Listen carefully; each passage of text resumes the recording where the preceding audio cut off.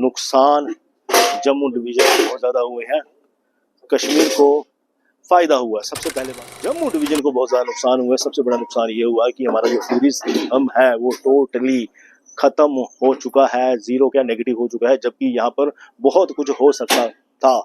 दूसरा, हमारे यहाँ पर जो इंडस्ट्रीज है, इंडस्ट्रीज पहले से भी कम हुई हैं कि शराब की दुकानें तो वहां पर भी खोली गई रिलीजियस इंस्टीट्यूशन के बाहर और एजुकेशन इंस्टीट्यूशन के बाहर।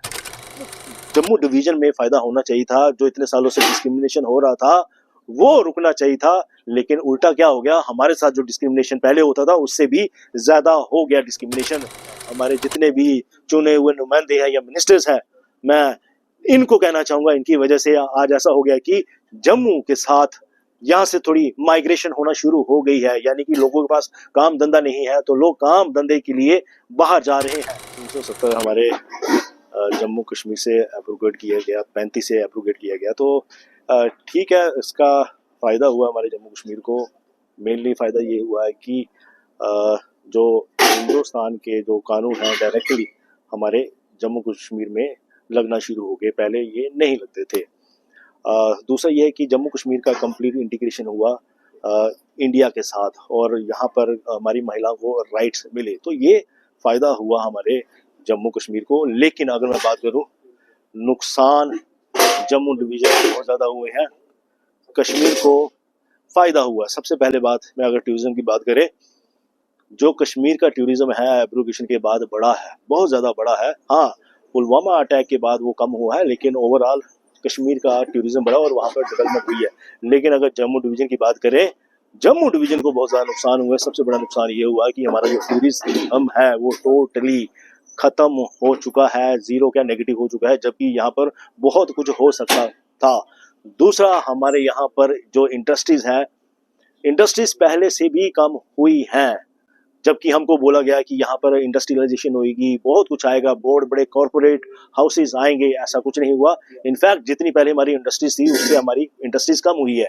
तीसरा, जो हमारे जितने जो बाजार पहले हरे भरे रहते थे, बाजारों में भी काम कम हुआ है, लोगों का बिजनेस डाउन हुआ है। और इसके अलावा हमारे यहाँ पर चोरियां चकारियां, जो लैंड माफिया, जो शराब की दुकानें कई सारी बढ़ चुकी हैं, ड्रग्स आ चुकी है। हमारा जो यूथ है वो छोटे छोटे बच्चे, 21-22 साल के, 22-23-24 साल के बच्चे, मृत्यु हो रही है। और एक चीज और ऐड करना चाहूंगा कि शराब की दुकानें तो वहां पर भी खोली गई रिलीजियस इंस्टीट्यूशन के बाहर और एजुकेशन इंस्टीट्यूशन के बाहर। तो ये सारी चीजें हमारे जम्मू डिवीजन के साथ हो रही हैं। तो दैट इज वाई मेरा ये मानना है कि एब्रोगेशन के बाद यहाँ पर, जबकि जम्मू डिवीजन में फायदा होना चाहिए था, जो इतने सालों से डिस्क्रिमिनेशन हो रहा था वो रुकना चाहिए था, लेकिन उल्टा क्या हो गया, हमारे साथ जो डिस्क्रिमिनेशन पहले होता था उससे भी ज्यादा हो गया डिस्क्रिमिनेशन। तो जम्मू डिवीजन को बहुत ज्यादा नुकसान हुआ है। फिर से मैं रिपीट कर रहा हूँ, टूरिज्म खत्म, देन हमारे यहाँ पर इंडस्ट्रीज कम हुई है, बाजार का बिजनेस डाउन हुआ है, माइनिंग माफिया, लैंड माफिया, शराब की दुकानें, चोरी चकारी, ड्रग्स, शराब, ये सारी चीजें जम्मू डिवीजन के साथ हो रही है। और मैं कहना चाहूंगा कि इसका जो मैं क्रेडिट देना चाहूंगा वो हमारे लीडर्स हैं, हमारे जितने भी चुने हुए नुमाइंदे हैं या मिनिस्टर्स हैं, मैं इनको कहना चाहूंगा, इनकी वजह से आज ऐसा हो गया कि जम्मू के साथ यहाँ से थोड़ी माइग्रेशन होना शुरू हो गई है, यानी कि लोगों के पास काम धंधा नहीं है तो लोग काम धंधे के लिए बाहर जा रहे हैं। और वो मुझे लगता है कि अगर ऐसा चलता रहा वो दिन दूर नहीं जब जम्मू से ज्यादा लोग जम्मू कश्मीर के बाहर जाएं।